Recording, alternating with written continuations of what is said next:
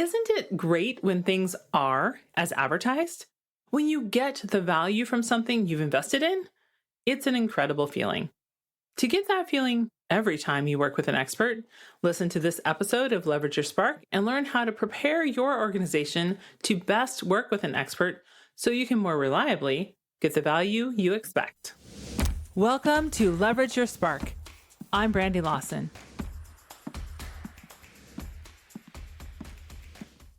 If you've listened to any of this season, you might have already picked up on a theme. All experts are not experts in everything. In fact, most experts are really fantastic at the things they do. But in order to convey the value of their expertise, they need the ability to work with a client and to bring that client along on the journey. After all, we mostly hire experts for transformation. Spoiler alert, transformation is hard for humans, especially humans that work with other humans in organizations. So it's likely you've encountered hiring an expert and then things don't go as planned, or you don't receive the full value of what you asked for. Sometimes it's not clear what went wrong. Other times, you can kind of see that your organization wasn't properly prepared to get the full value from the expert. Experts come with skills and experiences that make up their expertise, but they don't always have the additional skill of being able to help your organization work best with them. The purpose of doing prep work for anything is to make the actual engagement go easier. Ever watched a cooking show? Don't they make it look epically easy? My favorite is the Pioneer Woman. Watching her throw together a casserole or prepare breakfast, it looks delicious and almost effortless.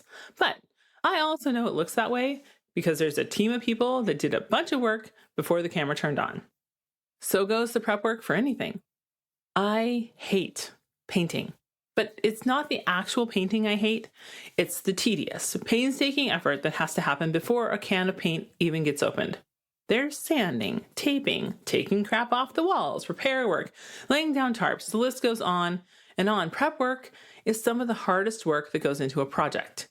It's really no different when working with an expert. And yes, prep work is pain.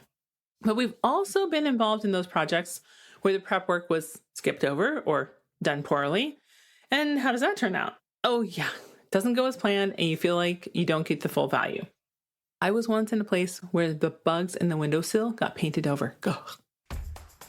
Want more value from the external agencies you hire? At Fiery Effects, we know a thing or two about getting the most from working with experts. Plus, we're experts in strategy, websites, analytics, smart business, and technology. Find out how to truly benefit from hiring an expert by booking a consult with us at fieryeffects.com/experts. There is good news though. Once you have done the work of preparing to engage with an expert or external team, you don't have to redo the prep. You can just follow the formula you created. Let's talk about the process of helping your organization prepare to work with an expert. Honestly, every organization is a little different. And there's different personalities on your team. There's different maturity of the organization. There's different places where you're strong and maybe, just maybe, places where you're weaker. Here's a few prompts and questions to help you develop your own framework or formula for prepping to work with an expert. Number 1, paint it done. Borrowing again from Brené Brown here, one of the best things you can start with is a clear process to, quote unquote, paint it done. This is extremely helpful to tackle even before you start looking for the right person to hire. Have your team paint the project done, not just here's the result we want, but more like here's how it's going to be used. Here's what didn't work last time. Here's the context. Here's the pain points. All of the color, details, and nuances that go along with making the result an actual success. Number 2, define the deliverables.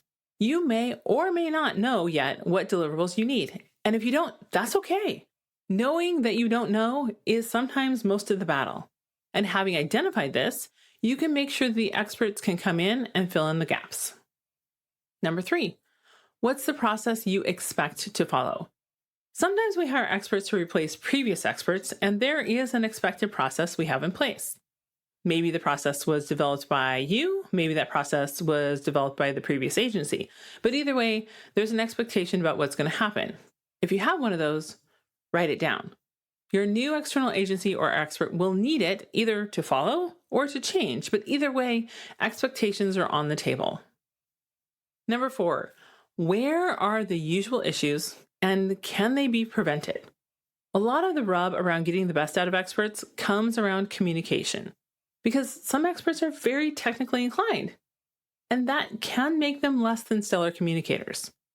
Debrief your last few expert engagements, figure out where the usual issues are arising, and if there's anything that can be done to prevent or mitigate them. You might also ask, what don't we want? And number 5, rules of engagement. Write down any rules that exist for engagement. What organizational hierarchies exist? Are there places where other external experts have stubbed their toe? Making sure you clearly set the boundaries and define the rules of engagement means the expert can spend less time navigating the organization and more time delivering the value. When you take the time to do the prep work, showing up in the kitchen and making the dish is so much easier and avoids unpleasant surprises like, hey, we're out of milk. Only me? Just me? Okay. The expert is going to come with their prep work. Your organization comes with your prep work, and when you bring it all together, things go faster, better, and you actually get the delicious dish pictured on the recipe. Next week on Leverage Your Spark, get the scoop on how we helped senior marketing executives in 2 different organizations turn their spreadsheets into dashboards with visuals that the organization could act on. Don't miss an episode. Subscribe wherever you get your podcasts and listen in each week so you can magnify the force of your efforts and amplify your impact on the world.